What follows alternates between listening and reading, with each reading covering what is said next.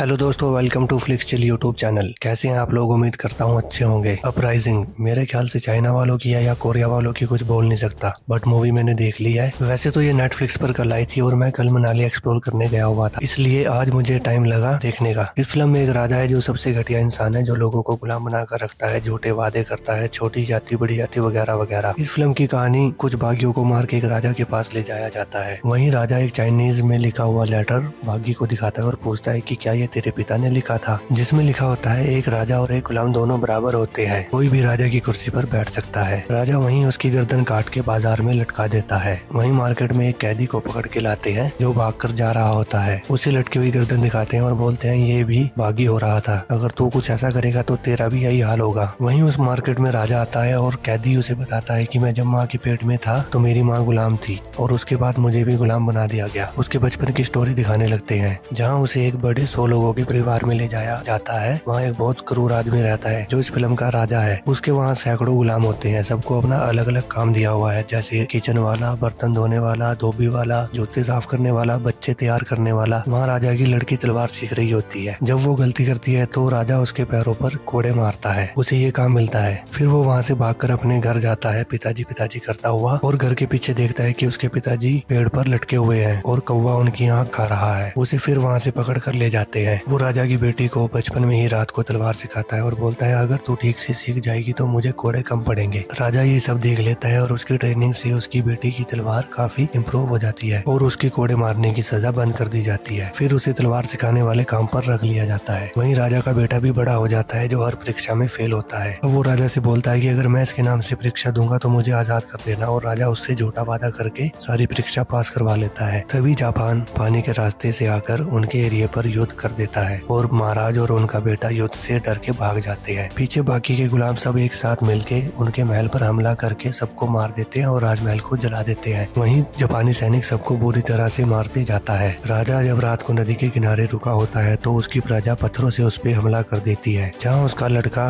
पूरी प्रजा को काट कूट के वहाँ से भाग जाते हैं और युद्ध खत्म हो जाता है। जापानी लोगों पर ये लोग भारी पड़ते हैं। महाराज फिर से अपना महल बनवाने लगता है बिना उनकी परवाह किए जिन्होंने उन्हें युद्ध में लड़ने की मदद की थी। कुछ जापानी सैनिक अपना भेष बदल के घूम रहे होते हैं। उन्हें भी तलवार सिखाने वाले की टीम मार देती है और जापानियों के हेड को पकड़ लेती है ताकि राजे से समझौता कर सके। ये युद्ध कम से कम 7 साल तक चलता है। आगे कहानी में बागी पकड़े हुए सैनिक को राजा के पास ले जाते हैं, जहाँ वो बागियों को धोखे से मरवा देता है और अपने तलवारबाज वहाँ से भाग निकलता है। बाजार में फिर से बागियों की गर्दन लटका देते हैं। वहीं बाद में राजा जापानी सेना नायक को अपनी सेना में जोड़कर सारे बागियों को कड़ी से कड़ी सजा देने का हुक्म देता है। तलवारबाज हीरो अपने बागियों के सर ले जाके अपनी टीम के पास जाता है और कहता है अब कोई भी राजा के आगे सर नहीं झुकाएगा। जापानी सैनिक और राजा के सैनिक साथ मिलकर बागियों के सर काटते हुए आगे बढ़ते जाते हैं जब तक उन्हें तलवारबाज ना मिल जाए। वहीं आगे जाके जापानी सैनिक धोखे से राजा के सैनिकों को मार देते हैं। लास्ट में जापानी सैनिक को अपना तलवारबाज हाथ पैर काट के मार देता है। तो दोस्तों ये थी इस फिल्म की स्टोरी। लाइक कमेंट करके जरूर बताना आपको कैसी लगी, और आप इस फिल्म को फैमिली के साथ देख सकते हैं। कोई भी गंदे सीन इसमें नहीं दिखाए गए, बाकी मार काट पूरी की गई है। तो दोस्तों वीडियो अच्छी लगी तो चैनल को सब्सक्राइब करने के बाद बेल आइकन जरूर दबाएं।